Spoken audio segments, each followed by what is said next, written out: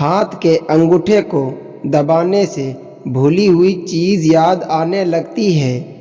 چاول کے اوپر سے پانی پینے سے سر کے بال گرنا شروع ہو جاتے ہیں۔ املی کھانے سے معدہ ٹھنڈا رہتا ہے۔ آنکھیں بند کر کے تربوز کھایا جائے تو بینائی تیز ہوتی ہے۔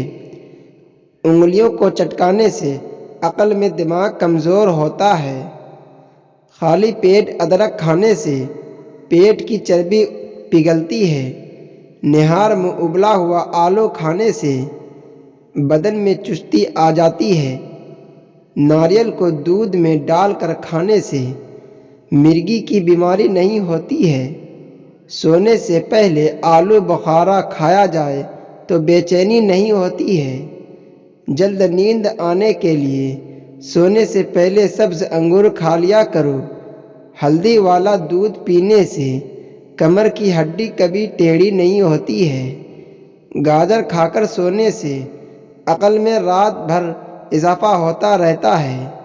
کیلے کے چھلکے کو دانتوں پر رگڑا جائے تو دانت موتی جیسے سفید ہو جاتے ہیں۔ گھٹنوں میں درد ہو تو کالے چنوں کو گرم دودھ کے ساتھ پی لے تو درد ختم ہو جائے گا۔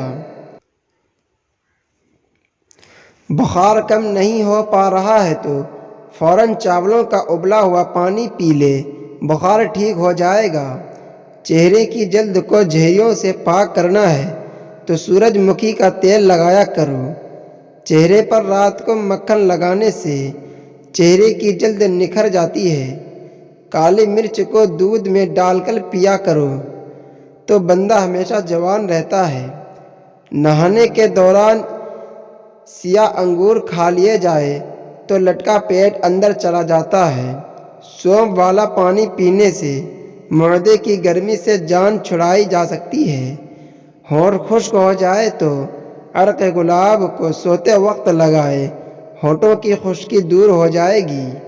ٹھنڈا پانی پینے سے قبض کی شکایت ہو جاتی ہے، جبکہ گرم پانی پینے سے قبض اور بواسیر نہیں ہوتی۔ چہرے پر بدنما داغ دھبوں کو دور کرنا ہے تو ٹماٹر کاٹ کر داغوں پر لگا دیجیے۔ سونف اور دھنیا پیس کر چٹکی بھر کھانے سے ہائی بلڈ پریشر لو ہو جاتا ہے اور لو بلڈ پریشر نارمل ہو جاتا ہے۔ ملٹھی کو دودھ کے ساتھ کھایا جائے تو نفس بے تحاشا اضافہ ہوتا ہے۔ کانٹا چبھ جائے یا کوئی زخم لگ جائے تو اس پر مہندی لگا دینے سے زخم فوراً ٹھیک ہو جاتا ہے۔ اگر آپ کو ہماری ویڈیو اچھی لگے تو ویڈیو کو لائک کر کے چینل کو سبسکرائب کر دیں۔ جزاک